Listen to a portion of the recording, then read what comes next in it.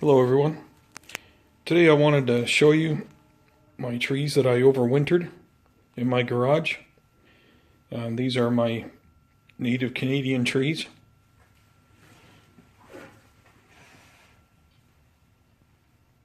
You can see obviously all their leaves are gone. Here's an apple. And there's a chestnut.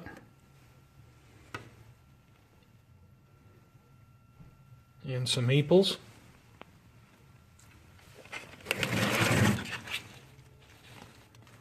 And there's my other apple tree.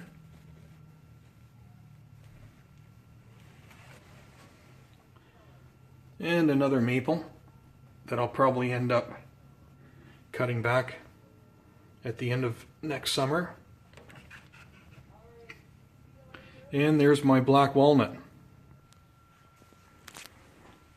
I brought all my trees in here. I think it was about the middle of November. I could have left them outside and I'm sure they would have been fine. I could have sheltered them in a way. I could have put them down in the garden. I could have buried them. I could have done a number of things, but I had the room in my garage. So I just decided to overwinter them in here instead.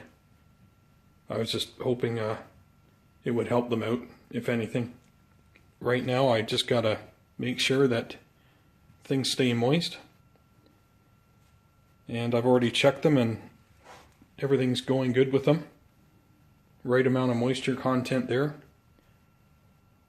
It was about a month ago, not even quite a month ago, I had to come out and I just gave them some water. Another time, about a month before that, I came in and put some snow on them. And over some time, it ended up just melting away and going into the soil. So I've only had to, really I guess, added snow once and watered them once. And that was pretty much it. So we'll see how they make out this year. Next year I may just leave them outside. We'll see what happens. I'll hit on the water collection topic here for a minute. These are my rain barrels that I have set outside that I previously did a video on. They're in here because you definitely don't want these filling up and freezing with water. First of all, you'll freeze up and crack open your taps at the bottom there. And then of course your overflow hoses that are in the back and go down to the ground. They'll end up freezing up too, and they'll end up cracking and not being any good. So it's just a good idea to finish up your water in the fall and just retire them to the garage or shed or wherever you have room to put them. During the winter time, what I have been doing so far, and it works out very well, is I collect my water in these old plastic water bottles or jugs. I just get them and cut the tops off of them, and I keep them out here underneath my porch to collect rainwater, because there's not an eave trough above my porch, so it just drips off the end and I just collect it with the bottles here, and it works out very good. You can get these bottles maybe from your job at work if they get water bottles in, and if not, you can even go along the streets. As you're driving along, people put these out for recycling, so you can even pick up a couple along the curbside. All you need is 2 or 3, just with the few trees that I have inside, my tropicals and my cuttings. One of these will last me close to about a week and a half, so you can see how long these will last me. Quite a while, and I don't have to use my own tap water, and this is much better for the trees and even my other house plants.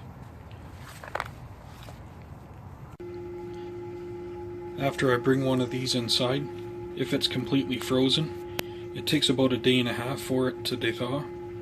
Once it's dethawed, I transport about half of it into this bucket, and from the bucket I just put it into my watering can. It's just much easier to fill my watering can with this bucket. And once this water's gone, I'll just take this empty one back outside to get refilled, and I'll bring in a fresh one. And sometimes, depending on the weather lately, things have been melting. Basically all of our snow is gone now. We've had a big meltdown and a lot of rain, so I don't have to wait for this water to dethaw at all. I can just bring in a fresh one and use it almost right away. I would still like to wait at least a day or a day and a half till it comes up to almost room temperature. Just a lot easier on the plants, I think. That's it for now, and we'll see you all later.